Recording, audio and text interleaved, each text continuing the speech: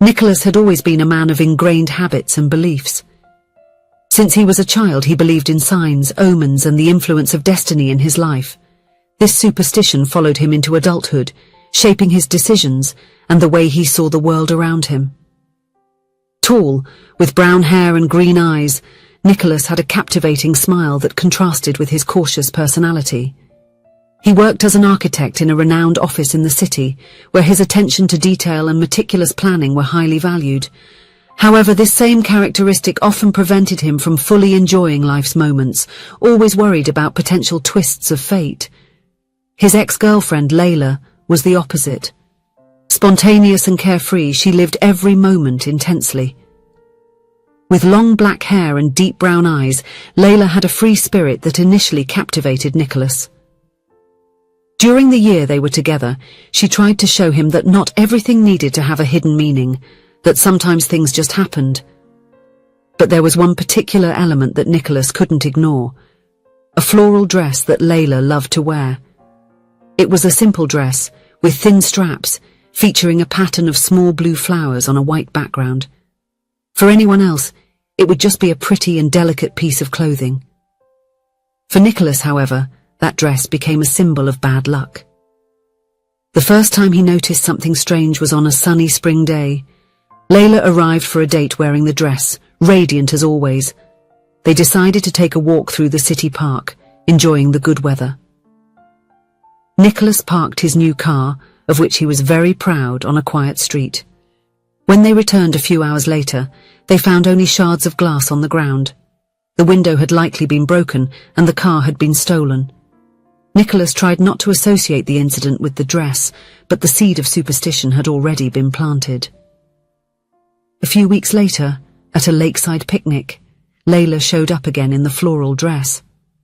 While they were taking pictures of the landscape, Nicholas's phone slipped from his hands, falling into the deep waters of the lake. He lost not only the device but all the photos and contacts that he hadn't backed up. The third incident occurred during a basketball game with friends.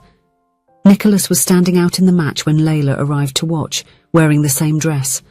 The moment he saw her, he lost concentration, tripped, and severely sprained his ankle, leaving him unable to play sports for weeks. The breaking point came on the day Layla ended the relationship. She appeared at his apartment wearing that damned floral dress and said she no longer saw a future for the two of them together. Nicholas's superstition, according to her, was suffocating the relationship and preventing them from living fully. After the breakup, Nicholas immersed himself in work, avoiding going out or getting involved with other people. His friends, concerned, insisted that he start socializing again. It was thus that, on a Friday night, he found himself in a popular city bar, surrounded by a group of cheerful colleagues. The environment was cozy, with low lighting and ambient music.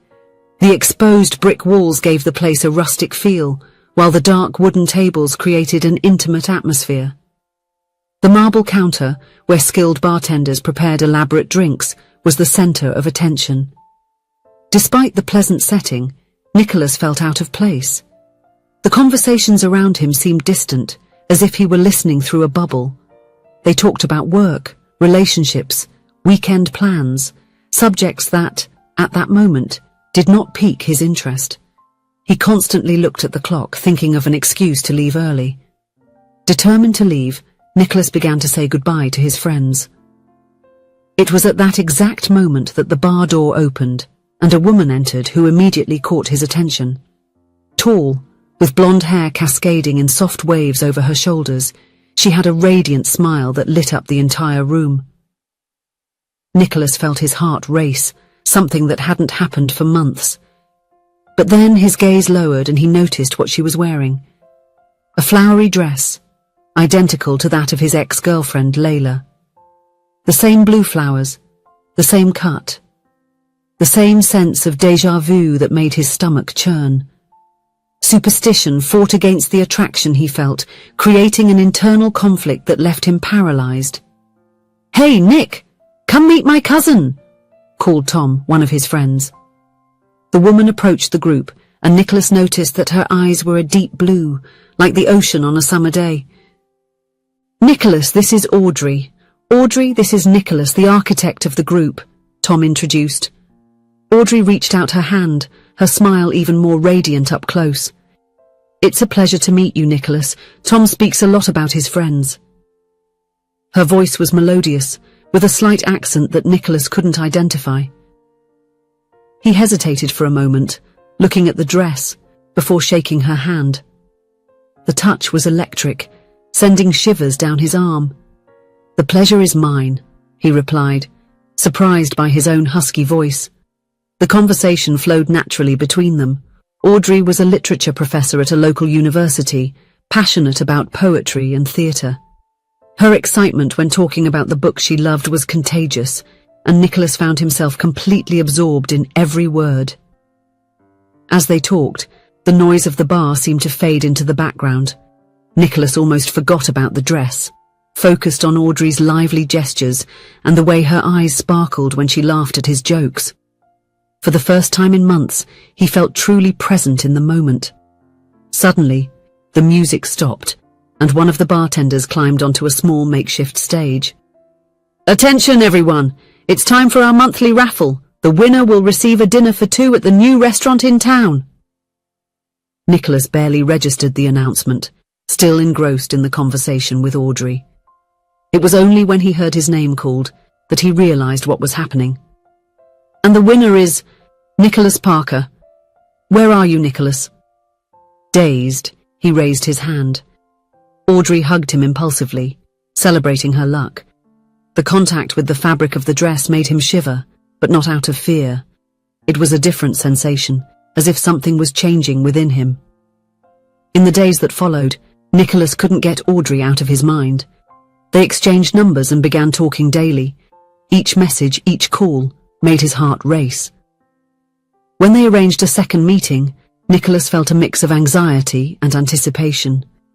He arrived at the park where they had agreed to meet and saw her from afar sitting on a bench. She wore the same floral dress. For a moment, he hesitated. His mind was urging him to turn back, not to take the risk, but something stronger propelled him forward. Audrey saw him and waved, her smile lighting up the entire park. That day, they strolled hand in hand, talking about their lives, dreams, and fears. That afternoon, as they walked, he bought a lottery ticket from a street vendor, mainly to help the old man selling it. To his surprise, the ticket was a winner, not a fortune, but enough for a special dinner. The meetings between Nicholas and Audrey became more frequent, almost like a silent ritual they both looked forward to. As the days went by, Nicholas began to notice a curious pattern, something that initially seemed like coincidence, but gradually took on a special meaning for him. It was always when Audrey showed up in that floral dress, the same one he once considered a bad luck omen, that small pleasant surprises would cross his path, as if the universe was conspiring in favor of everything involving that woman. On a Saturday afternoon, they arranged to visit a small craft fair in the historic center of the city. Audrey appeared smiling, with her hair tied up in a casual bun and once again wearing the floral dress. They were walking among colorful stalls when Nicholas heard someone call his name. Turning around, he saw a familiar face. It was Daniel, an old childhood friend with whom he had lost contact more than 10 years ago. The reunion was warm and unexpected, and right there, they arranged a lunch to catch up. Nicholas left the fair with a warm heart and the feeling that some connections never fade. They just wait for the right moment to be rekindled. A few days later, facing a creative block on an important office project, Nicholas invited Audrey for an afternoon coffee, trying to distract himself a bit from work pressures. When she arrived, once again wearing the floral dress, Nicholas couldn't help but smile. During the light-hearted conversation full of laughter, Audrey mentioned, unaware of the anxiety consuming him, a literary metaphor about structures and harmony in classic poetry. That simple analogy sparked an idea in Nicholas's mind. Suddenly, the pieces of the project began to fit together mentally.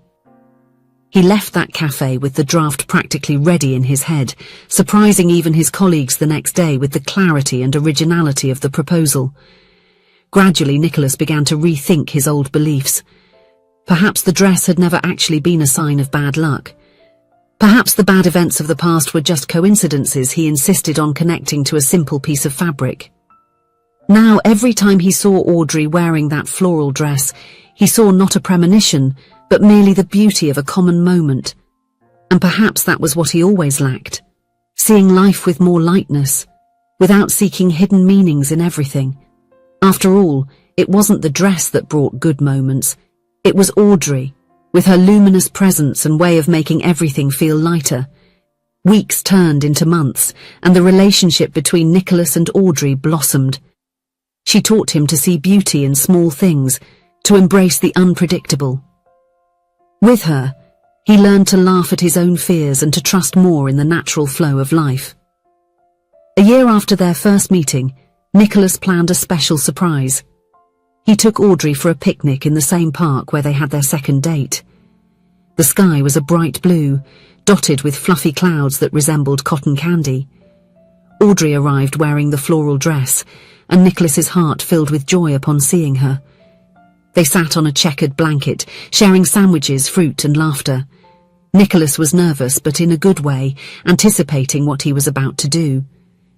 As the sun began to set, painting the sky in shades of pink and orange, Nicholas took Audrey's hands in his own. He looked deeply into her blue eyes, seeing reflected in them all the love and happiness she had brought into his life. "Audrey," he began, his voice trembling with emotion, "you have changed my life in ways I never imagined possible. You taught me to see magic in the everyday, to trust in the unknown. With you, I learned that true luck lies in loving and being loved." Nicholas then took a small velvet box out of his pocket and opened it, revealing a delicate gold ring with a blue sapphire, the same colour as Audrey's eyes, and the flowers on her dress. "Audrey, would you do me the honour of marrying me?" Audrey's eyes filled with tears of happiness. Without hesitation, she replied, "Yes, Nicholas." As he slid the ring onto her finger, a flock of birds took flight from a nearby tree, their wings reflecting the last rays of the setting sun. To Nicholas, it seemed as if the universe was celebrating along with them. Hugging each other, they watched the sky transform into a starry blanket. Nicholas couldn't help but smile as he thought about the journey that had brought him there. What once was a symbol of fear had now become a talisman of love and hope. The floral dress, once associated with moments of bad luck, now represented the beginning of a new phase in his life. Nicholas understood that true magic wasn't in objects or coincidences, but in how we choose to interpret and live each moment. With Audrey by his side, wearing that dress that now symbolized luck and love, Nicholas felt truly blessed. The future opened up before them, full of possibilities, and he could hardly wait to live it one day at a time, embracing every surprise life might bring. As they walked back home, hand in hand and hearts united, Nicholas made a silent promise to himself. Never again would he let fears or superstitions stop him from living fully. With Audrey, he had learned that true luck lies in having the courage to love, to trust, and to embrace every precious moment of life. If you enjoyed the story, please leave a comment with a rating from 1 to 5 to show how much you liked it. Also, watch the video that is now appearing on your screen. See you soon.